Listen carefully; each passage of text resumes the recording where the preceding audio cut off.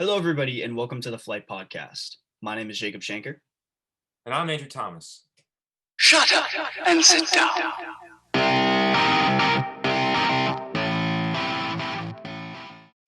Super Wildcard Weekend is over, and we've got some pretty major upsets. So we're going to be flying right into those for every single game of the weekend, and we're going to give our thoughts.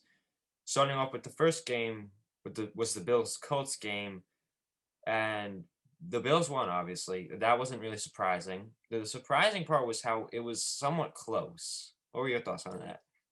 I'm honestly not that surprised that it was that close because even though the Bills are so good, you forget how good the Colts defense was, right? I feel like that goes overlooked. I mean, I think the Colts offense. I mean, Jonathan Taylor was just balling out this entire game. I mean, we know he was going to do well, and he did well. Philip Rivers did well for himself as well, so we got to give him credit for that.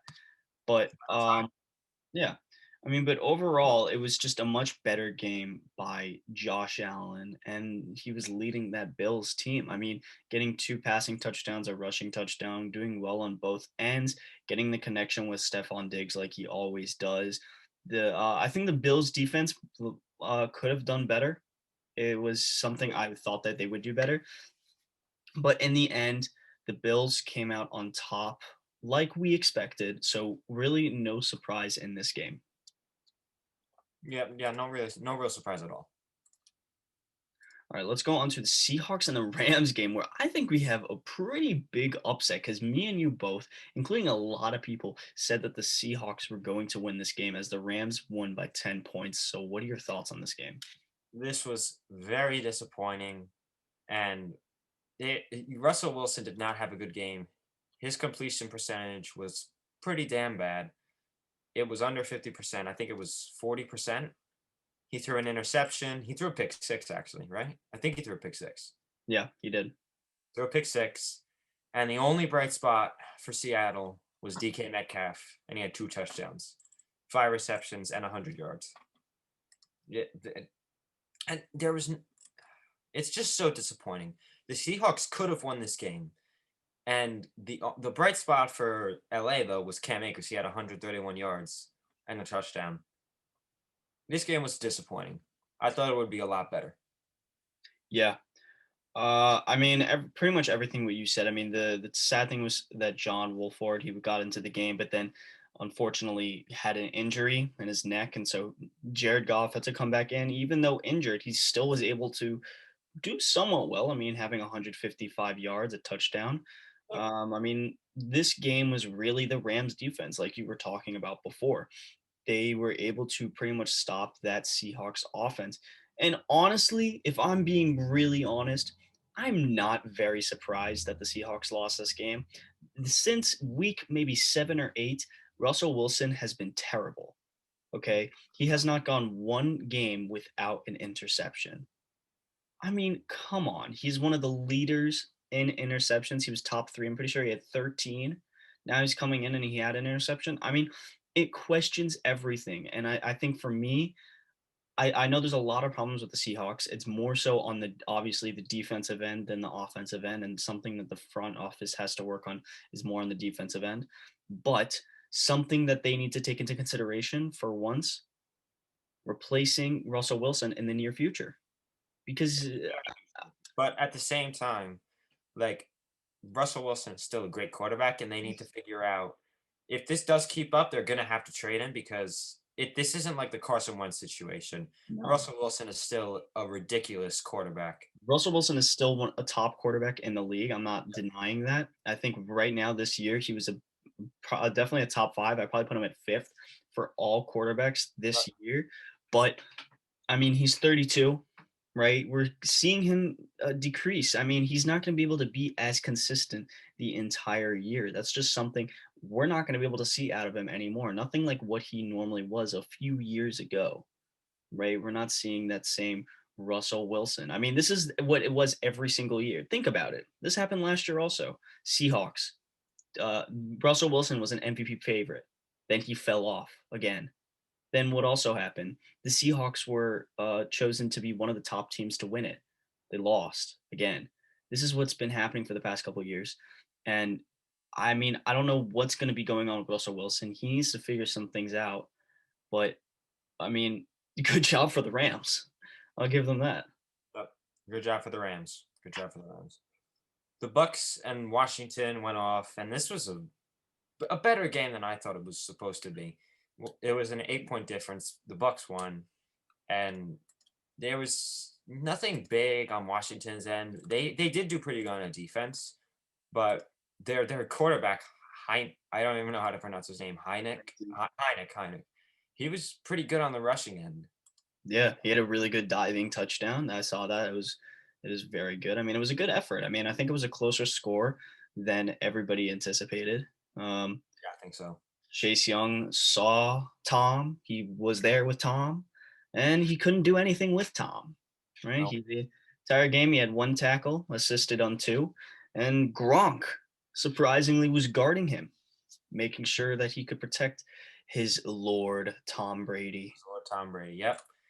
Yep. Gronk did a great job at blocking Chase Young. Yeah, it was. Yeah, I mean, on Gronk. Tampa Bay's end. Yeah, I mean that was pretty. He didn't get anything else. That was pretty much all Tom Brady wanted him to do. All the Bucks wanted him to do, and he did it successfully. Yep. A great effort, great coaching. Because in the end of the day, they did not need Gronk. I mean, obviously they. I mean, like in terms of the passing end, they did not need Gronk Yep. because they have all those players, especially with Mike Evans, who played phenomenal. Mike Evans, Chris Godwin, Antonio Brown. Leonard Fournette.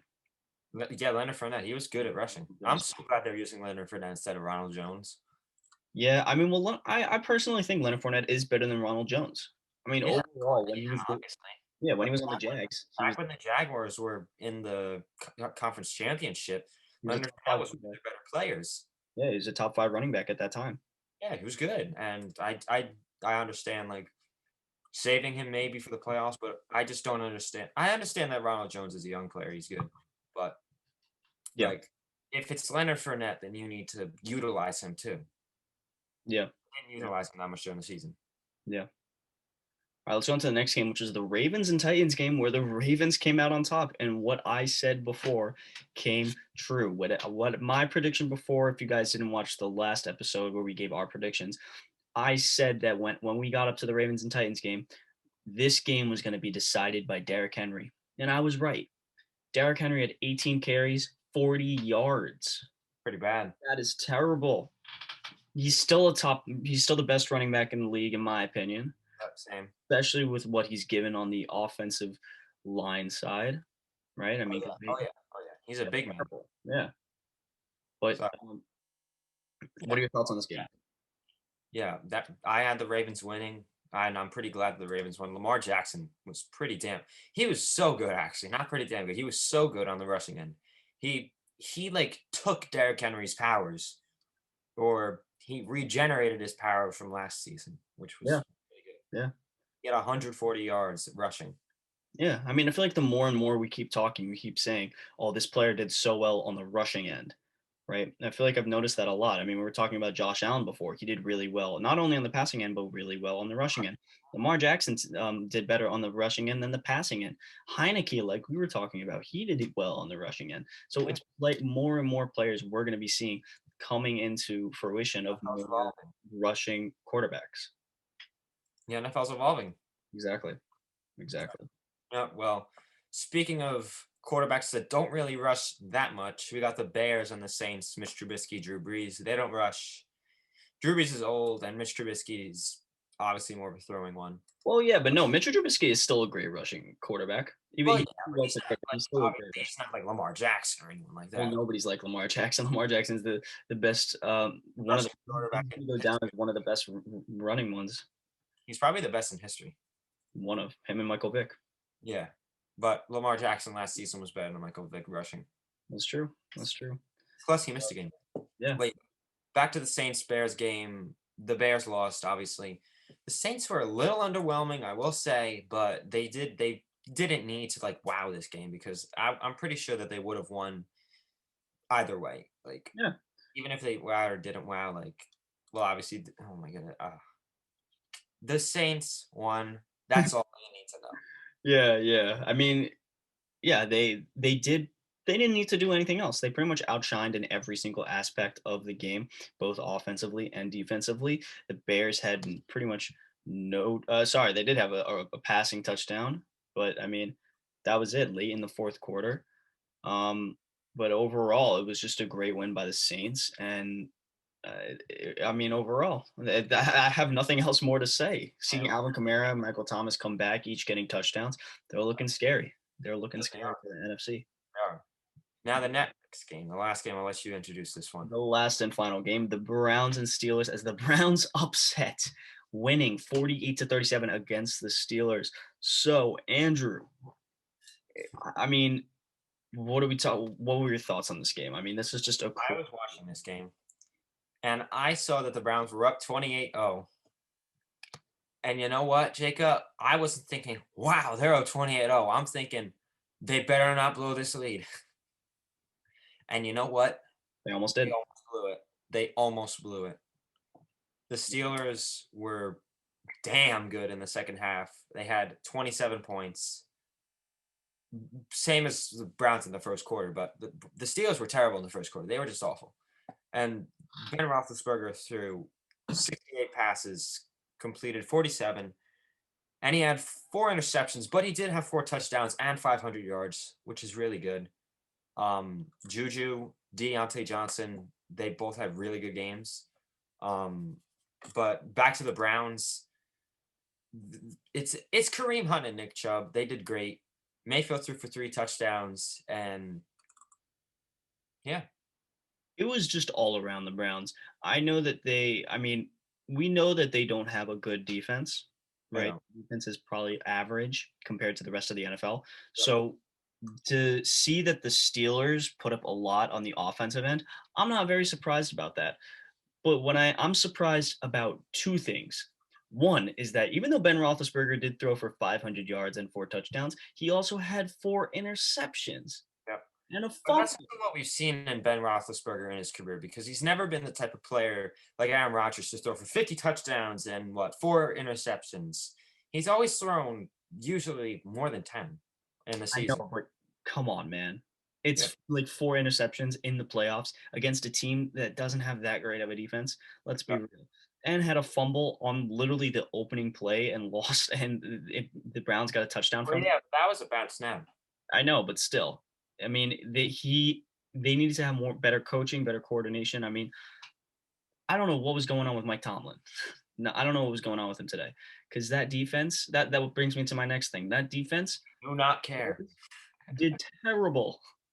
The Steelers defense did terrible. We do not care, like you said. You know that meme? Yeah. Yes, We I do know. not care. We do not care Do that not care. they were 11-0, because since them being 11-0, they got 1 win. And 4 losses. Oh, well, 5 now. Yeah. So, Disappointing. Disappointing.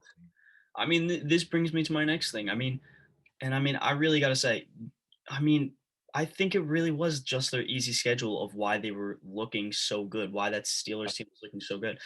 And I don't even know about TJ Watt being Defensive Player of the Year anymore. I'm not 100%. He should be Defensive Player of the Year because he was a wreck on defense. It doesn't matter about the opponents. But, I'm going to list off the opponents to show you how easy their schedule was. I love the Giants. They went up against the Giants, the Broncos, the Texans, the Eagles. 4 teams who didn't make the playoffs. They went up against the Browns, Titans, and Ravens, which was the easiest part of their schedule. Then Cowboys, the Bengals, the Jaguars, and then the Ravens again. The Ravens were their toughest, besides the Bills, who they lost to later on in the season. And then we went the Jags, or I already said the Jags. They lost to the Redskins, your local football team. And then they lost to the Bengals. They almost lost to the Colts. They had a damn easy schedule. They really did. It was damn easy. They really did. I mean, they could have done so much better, but I mean, I don't know what was going on. I don't even know what way they can approach it to have a better team overall. It's just they just need to, because they looked so good, They but did. it's because It was so they shocking. playing easy teams, so we don't know who's good, who's You bad. got to look past the numbers. You got to look past the numbers.